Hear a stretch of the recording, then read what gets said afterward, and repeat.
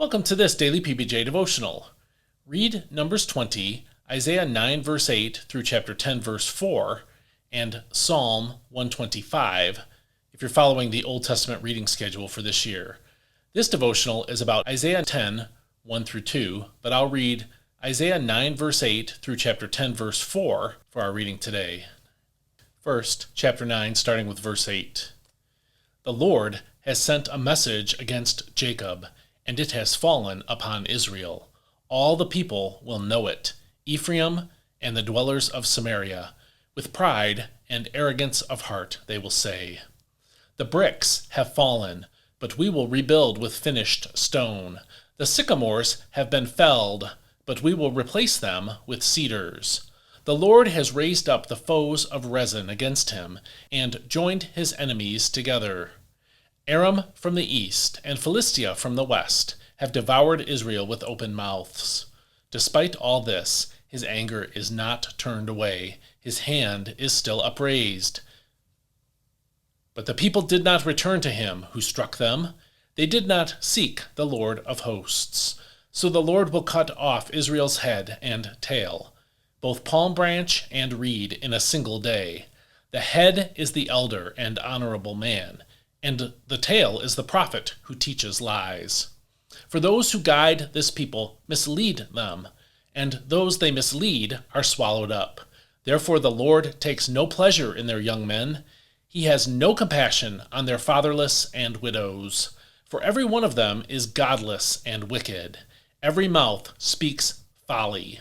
Despite all this, his anger is not turned away. His hand is still upraised.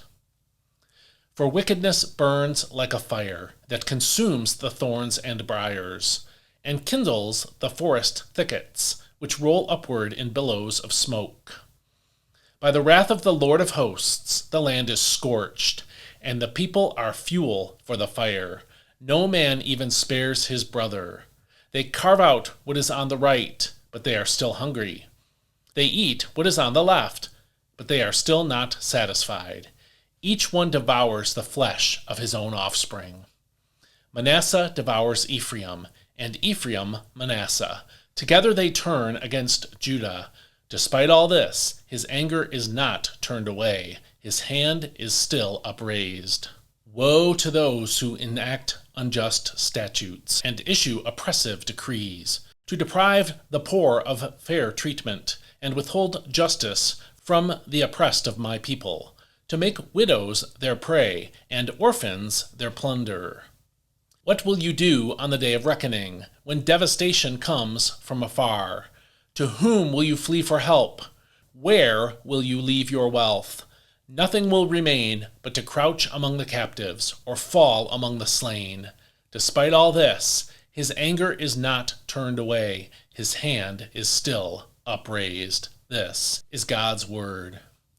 And again, this devotional is about Isaiah 10, 1 and 2, again, which says, woe to those who enact unjust statutes and issue oppressive decrees, to deprive the poor of fair treatment and withhold justice from the oppressed of my people, to make widows their prey and orphans their plunder. America is not Israel, and the promises God made to Israel do not apply to any nation at all in this age. However, all of God's laws teach some kind of principle, and many of those principles are morals that transcend all cultures and would apply in any nation.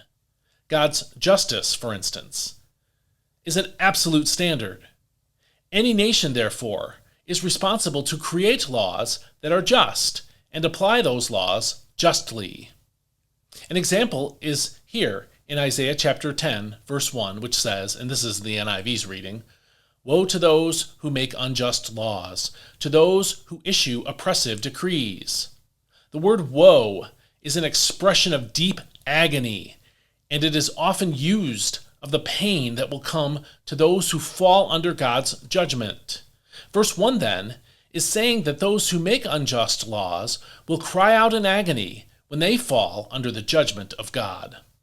Verse 2 gives some examples of unjust laws that Israel had made.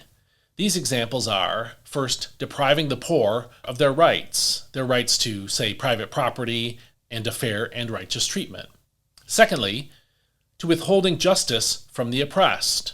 Third, taking advantage of widows and the fatherless. These are all groups who have been weakened in one way or another. Being weak made them easy to take advantage of. Unscrupulous neighbors could take their property, for example, without fear of retaliation. Just laws, however, would stand opposed to that kind of theft, and a just judge would apply that law justly and award damages to the poor person who was oppressed and taken advantage of by a rich neighbor. Our American legal system, in theory at least, protects the poor and the rich alike. Both can have their day in court and, all other things being equal, should have a judge who will apply the law impartially. But we have our favored and disadvantaged groups in this country, too. Christian bakers and florists, for instance, seem to find themselves at a disadvantage in recent years, in court, when they are sued for refusing to be hired for a gay wedding. This is just one example. I'm sure you can scan the news and find others. I wonder if it ever occurs to lawmakers or judges that they will give account to God about whether or not they have governed justly. Again, we're not Israel, but justice is an attribute of God's character, and he demands that all people with power use it justly. So God will hold unjust Americans responsible, and they will know true woes when they stand before a holy God, when they act unjustly in this world. But this also applies to us. If you are in a position of leadership and show favoritism or practice injustice, God sees it and will hold you accountable. Since God is just, we, his children by faith, should strive to be just in all that we do. Woe to us if we refuse. If you found this devotional helpful, please sign up to receive it every day in your email. Go to dailypbj.com/subscribe for that. Please consider supporting me monthly financially so that I can keep making videos like these and other videos that I would like to make as well. Go to dailypbj.com/support for that. Finally, please share this with someone who could be encouraged or learn from it today, and I'll see you next time. May God bless you. Hope you have a great day today.